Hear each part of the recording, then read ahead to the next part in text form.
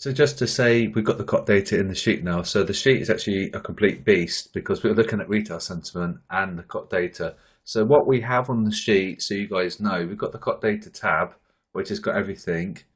And there's a guide here in case you don't know how to use this data. So that just use that link, and it'll tell you how to use it. And on the right, we've got like a breakdown. So the commercial traders are the comms, right? So they're like the small fish, hence the the icon. The large specs are the large speculators, the non-comms. And then we've got these guys, they're non-reportable successful traders. So they should be monitored as well because there are a ton of people out there, individual investors, and they make a serious amount of capital. They bank a lot of profit in the region of close to millions. You know, there are many people out there in the world who make a vast amount of money. So that's the small traders. Okay, so they're not in the same league as the large specs, but they're definitely in a different league to the conventional commercial trader, like you and me, basically. So these guys are hugely successful. And then obviously what's of note, another reason why I'm making this video, is the open interest change. So if we see a big change on the large specs and a large change on the open interest, then that can indicate like a confluence on that. So if we had a big increase for open interest and we had a big change in the longs, then that would indicate more longs. Okay, so we've actually had a reduction of open interest, telling us that the banks, the large specs, are just withdrawing a little bit from their buying and selling. It could be potentially because we're coming to the end of the month and they're taking profit.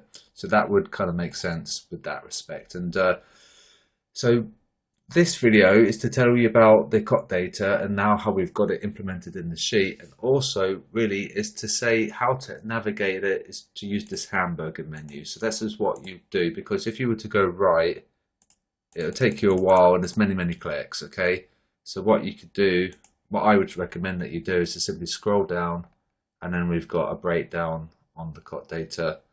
I didn't include like the grains because no one really trades that, and we've omitted coffee as well because I don't think anyone trades coffee, but we could certainly include it, and thing like soya as well. No one trades that, but if anyone did, we can certainly add it. It's not really a problem at all. It takes like a minute to do. So this is what you could do: just scroll up and down using the hamburger menu, and it's all updated. And every Friday, when the COT data is released, this is fully automated. We don't have to do anything. It's done on the fly. So come Sunday or whenever you check it on the weekend, it will be fully automated and updated, which is absolutely amazing. So just a quick video there about the COT data.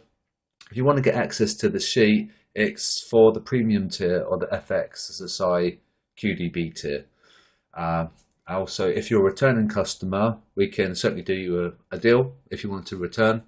And just to say, we've got COT data in the sheet now. So it's an absolutely behemoth, amazing sheet now. And I think that should be it from any large changes. We won't really need to make any more changes because we're looking at the retail sentiment, we're looking at the COT data, and we're looking at the fundamentals as well.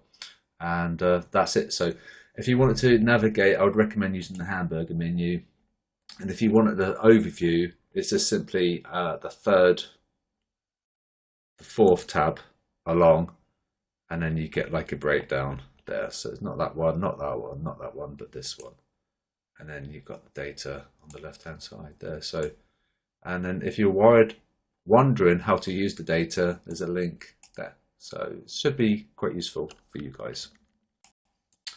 Risk disclaimer: for anything that you do in the financial world is that you will need to use very strict risk management. So if you don't have the risk management in play, you're pretty much gambling. Okay, and we really want to be looking at trading, and we want to be looking at risk to rewards. And in order to get a good reward, you need to define your risk. And if you don't know where your stops are, if you haven't defined your risk, then you could end up losing all your capital. Okay, so you need to know where your exit is, and then by knowing that, then you can forecast your profit. But if you're entering willy-nilly based on some information that you found on the internet and you've entered without knowing where your stop is, you're going to encounter huge losses. So just to say is that it carries a huge level of risk, and it may not be suitable for all investors, and past performance is not indicative of future results. Okay, so it's a quick disclaimer there.